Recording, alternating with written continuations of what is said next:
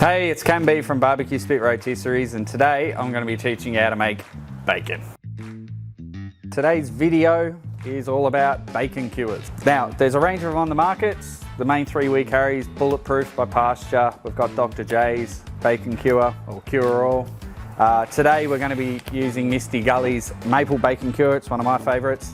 I also really enjoy their Ham Cure. I do that every Christmas. Maybe in another video we'll do that. The main reason I like these is they are borderline idiot proof. Today we're going to do a mixture of either pork belly and pork loin. You can do pretty much anything. I just prefer these two, they're a bit easier to slice. You will have to slice by hand unless you're lucky enough to have a nice big electric slicer. Step one, get your cut. Measure it out just so you know what ratio of cure we're going to need. It is, in the case of the Misty Gully, 40 grams per kilo of pork, so it's not a great deal.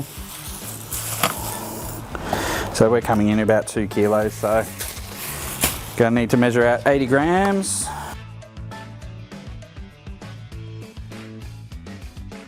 Okay, so all you've got to do is just rub it evenly on either side, and then we're going to whack it in a Ziploc bag. Good reason for using bags over trays, it just makes life a bit easier, but I'll show you in a sec why.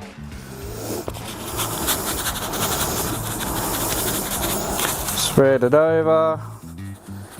Try and get it into any little nooks and crannies.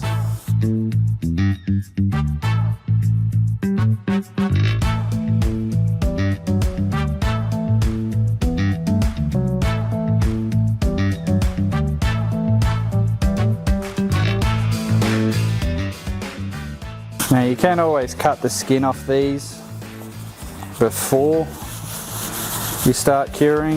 I find I get a little bit more smoke in it by doing so. Feel free to experiment a bit. I haven't worried with these purely because they're a bit too thin, so by the time I cut it all off there won't be much left. Now you're going to put your pork in a bag, seal it up in the fridge. Every 24 hours you're going to take it out and give it a quick flip for a minimum of 4 days, 4 to 8 days depending on the actual weight of the pork. Okay, so things like your pork belly, it'll be done in 4. Most of this stuff we're done today, 4 to 5 days. Okay, so bacon spent 5 days in the fridge. Okay, flipping every 24 hours just to make sure that that cure runs down to the bottom. Each time we get a nice even cure. Once our bacon's finished its curing process, next step was to pull all the bacon out of the tub, out of the bags, give them a rinse off, and then drop them in some cool, fresh water. We put that back in the fridge for an hour, take it out, change that water over and do it again. If you feel that you've over-cured or you want your bacon a little less salty, you can also leave it in overnight, soaking in some fresh water. Step after that is we take it out, dry the skin and leave it exposed in the fridge for another 24 hours, just to help dry the skin out. I don't worry about that step so much, in particular when I've taken the rind off for the smoking process. Okay, now this step is optional. Truth be told, barbecue, half the fun of it is playing around every once in a while. Each time I do a big batch of bacon, I'll pick at least one piece out that I'll whack a rub on just to see how it turns out. I did it with the Boomers one not that long ago, came out really well. I'm keen to try it with the new Porkinator, so we'll give that a crack today. Simple method.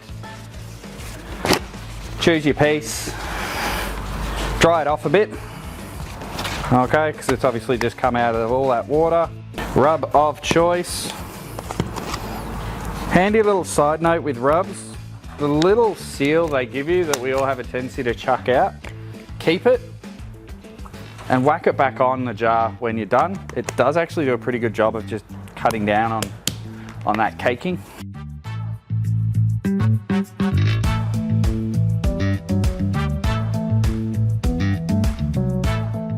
After you put your rub on, set it aside. I give it a good 30 minutes, usually about the same time it takes me to get my pit up to temperature, and then into the smoker it goes. Get this thing cranking. I'm going to use a good old starter one. Also, flaming coals just speeds up this process quite a bit. I can sit there with a couple of chimneys, but this I can get it cranking 10-15 minutes, away we go. Alright, the smoker today we're sitting at 220 degrees Fahrenheit. Now, usually I do it a bit lower, more like that 180 to 90. We're a bit more pressed for time. I just find a bit lower in temperature, we get a bit more smoke and a bit more of an intense flavour. Again, just play with it, follow the directions, see how you like it and go from there.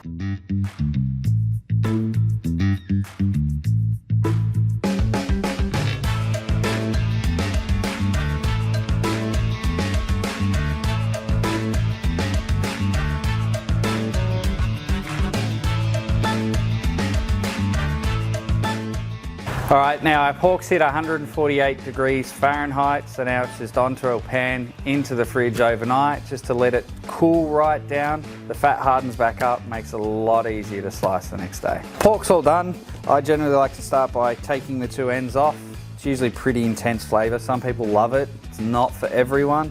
It just helps square the whole thing up a bit. Start slicing. You can make it as thick or as thin as you want. A good brisket knife will certainly make it a lot easier. Here we go.